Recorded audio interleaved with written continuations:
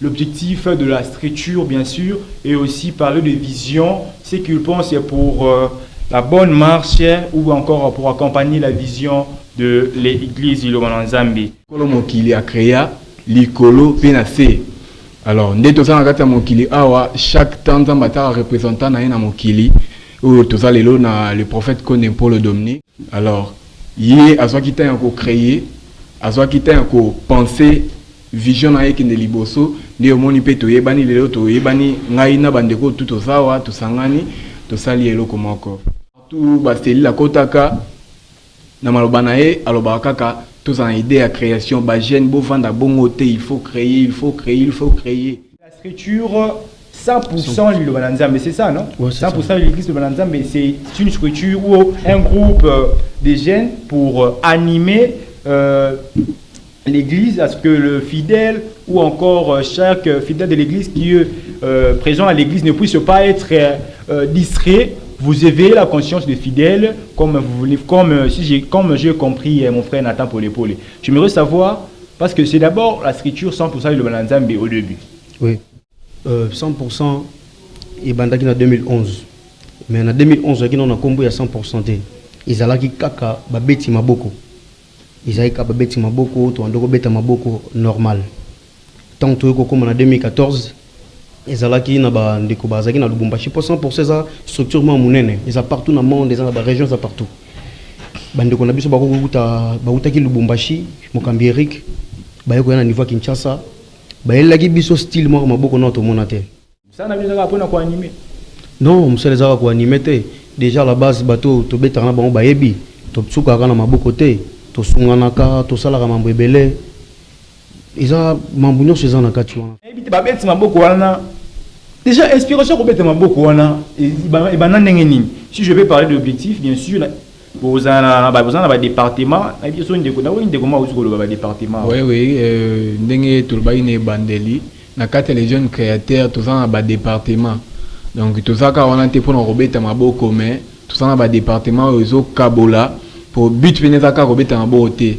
But ça pour to kende na ngona ndenge mususu tous en département ya chorégraphie au monitor beta maboko tout ça la moi ba image tout en département ya langue tout en département ya cuisine to kolobela ngo tout en département ya communication tout ça là et puis tout en bas département vraiment moi et belé na kati ya les jeunes voilà biso ba chorégraphie tout ça là tout a inspiré Panzambi tout talaka même pas TV tout a vraiment inspiré et puis la chorégraphie tout ça là tine to beta to wara to mila ko aider bande ko mingi basali banda ya mboka bazoka ba chorégraphie po bango pe baye ba beta rythme moko ndé l'homme de dialogue bana biso nyonso tout en harmonie to beta rythme moko et puis ba rythme to salaka to beta ngo kaka pona biso to beta ngo pona mutu nyonso et puis eza biblique so totali bien na Psaume 47 le verset 2 ba opesa biso un message ya ba frappeur tout et puis na Jérémie 31 le verset 13 eza juste ra pona biso ba beti maboko.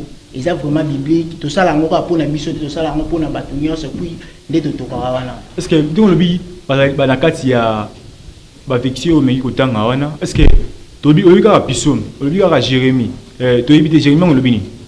Est-ce que de comment ko aider biso biso pour pesa na tanga ceux qui makomeza liwa to ba nini na Jérémie wana ba lobby et puis to ba un peu ko décortiquer to mais un peu ko expliciter sur bien sûr la question qui a été posée pour la chorégraphie à les jeunes créateurs le 100% de l'église de Bananza.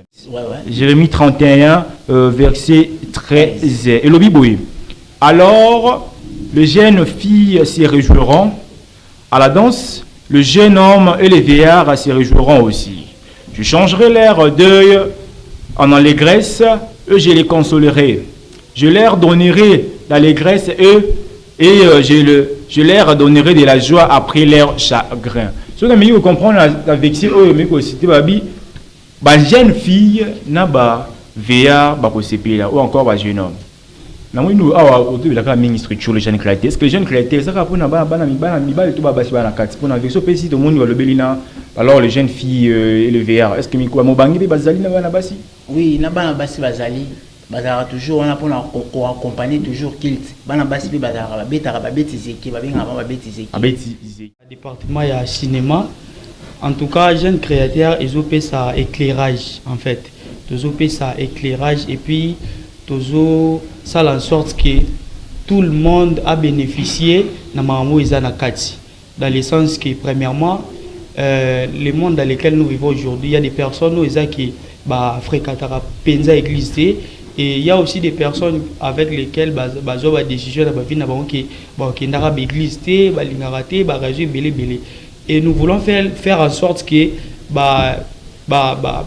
image ezala en sous forme ya mode cinéma. Pourquoi? Pour na ko édifier mokili mobimba. Pourquoi? Parce que raison est tellement ébélé, comment est-ce que monde déjà ko évoluer na spiritualité.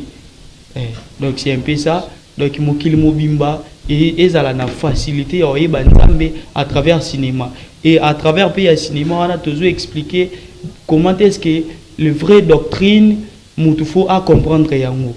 Dans ce sens-là, comme une compréhension normale de la doctrine, et puis qui s'abattu, d'une façon à cinéma.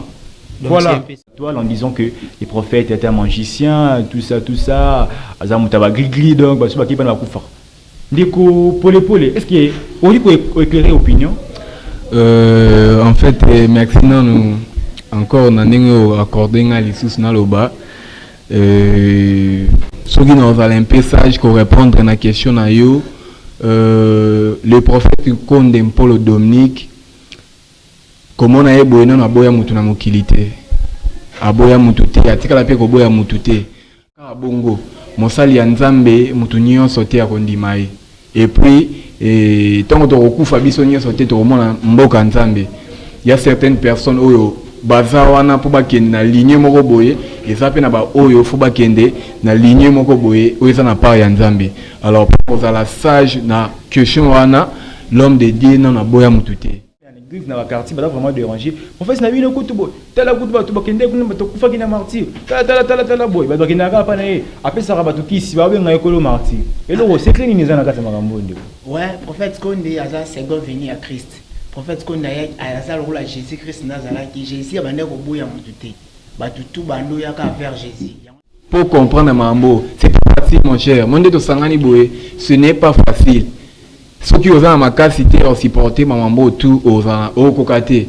Ndenge ndeko moko uti oloba awa to sala ba image pona ko sunga baninga pona ko sala boye, mais eza tokenda bo sali yango bo tamboli na moyi bo sali nyonso, mais na suka po ba pesa ndoka peut-être merci.